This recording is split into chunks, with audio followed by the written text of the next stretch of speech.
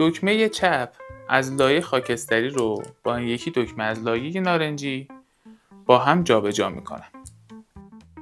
ولی عملکردشون چی؟ با QMK به همین راحتی میتونین جای دکمه ها رو عوض بکنین و عملکردشون هم تغییر بدین.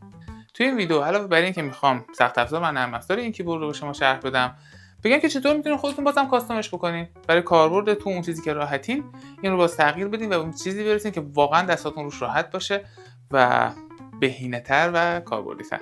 با من باشین. QMK یه فرمور یا به قول ویکی‌پدیا ثابت افزاره که میتونین باش کیبورد بسازین. به دلیل اوپن سورس بودن و داکیومنت قوی و کامیونیتی بزرگ، بهترین گزینه برای ساخت کیبورد کاستومه. اگر میخواین کیبورد خودتون رو بسازین، حتما داکیومنت های QMK رو کامل بخونید و محیط برنامه نویسی رو طبق داکیومنت آماده کنید. سخت افزارهایی که پشتیبانی میشن رو میتونید توی این صفحه ببینین که مال من هم STM32F401 بود.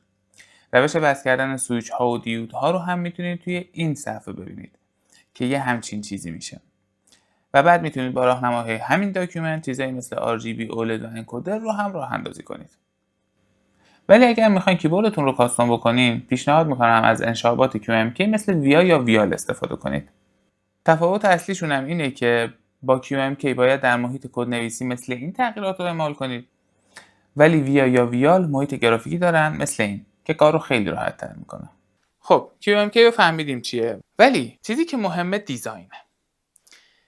یک هفته از آپلود ویدئوی قبلی گذشته و توی تمام این یه هفته من همش و هر روز داشتم با این کیبورد کار میکردم که بهترین دیزاین رو پیدا بکنم. دیزاین نه به معنی اینکه این رنگ یا اندازه این دکمه نهایتا. دیزاین به معنی اینکه کاربرد من و دست چطوره. من این رو یک بار به هم ریختم و فکر کنم باز هم بشه تغییرش داد. دیزاین همینه دیگه، بهترین چیزی که میتونیم رو پیدا بکنیم. اولین چیزی که به ذهنم رسید و الان میخوام با شما انجامش بدم اینه که این دکمه های جهت یکم بدجاست. به نظرم رسید اگر اینها رو بیارم اینجا که یعنی بالای من بشه اینجا، این بشه بالا، پایین، راست و چپ، به نظرم میاد بهتر میشه. دلیل من برای این تغییر اینه که کار کردن با انگشت اشاره خیلی راحت تر از انگشت های کوچیکه و با این تغییر سرعت عمل و راحتی دستم رو بیشتر کردم. توی محیط برنامه ویال از قسمت بالا چپ روی لایه 1 که همون لایه خاکستری من هست میرم. دکمه های 4 جهت اصلی هوم و اند رو جایی که میخوام میذارم و قبلی ها رو پاک میکنم و تمام. یه چیز دیگه، عملکرد دکمه شیفت و انتر رو با هم مقایسه بکنیم. ما شیفت رو نگه میداریم و انتر رو میزنیم. خب قاعدتاً باید بشه این دوتا رو از هم تفکیک کرد و اتفاقاً میشه.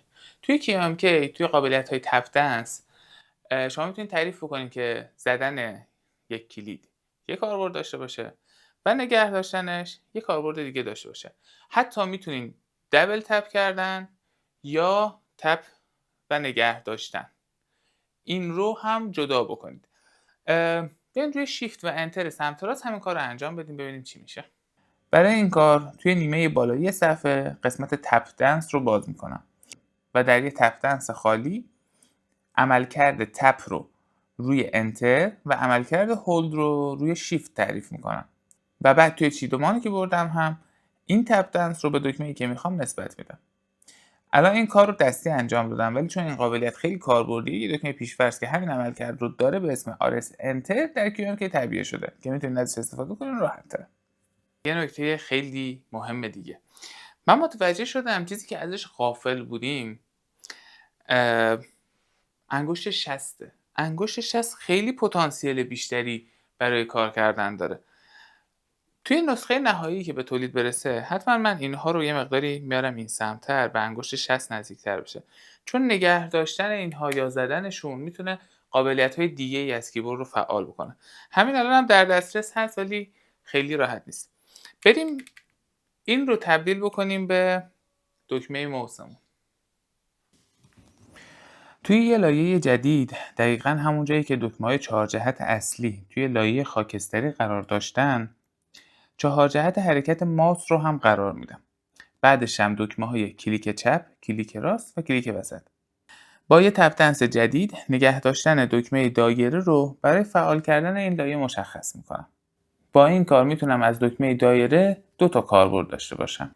یکی فشار دادنش که همون دکمه مدیای ما بود و یکی نگه داشتنش که دکمه‌های موس ما رو فعال میکنن. شاید وقتی که یه موس دم دستتون باشه این قابلیت‌ها خیلی به چشمتون نیاد، ولی وقتی که کیبورد رو گذاشتین روی پاتون و یه لمی هم دادین و دارین یه کاری انجام میدین، لابلاش میخواین که یه چیزی جابجایی بکنید یا یه کلیکی انجام بدین، اونجاست که میگین آها این قابلیت بالاخره به درد خورد. ولی قابلیت‌های QMK توی همینا محدود نمیشه. خیلی قابلیت‌های دیگه هم داره که واقعا توی 5 دقیقه 10 دقیقه ویدیو نمیشه جاش بدم. توی ویدیوهای بعدی در موردشون بیشتر صحبت میکنم. از اینکه تا اینجای ویدیو همراه هم بودین واقعا ازتون ممنونم. این کیبورد همچنان در مرحله پیش سفارشه. شما میتونید با آیدی تلگرامم پیام بدین و من اطلاع رسانی‌ها و بروز رسانی‌ها رو به صورت پیام به شما اطلاع میدم. هر وقت هم که آماده سفارش شد میتونید سفارشتون رو ثبت بکنید. و عرض کنم خدمتتون که تا اینجای ویدیو اومدیم، حیفه که لایک و سابسکرایب رو نزنید.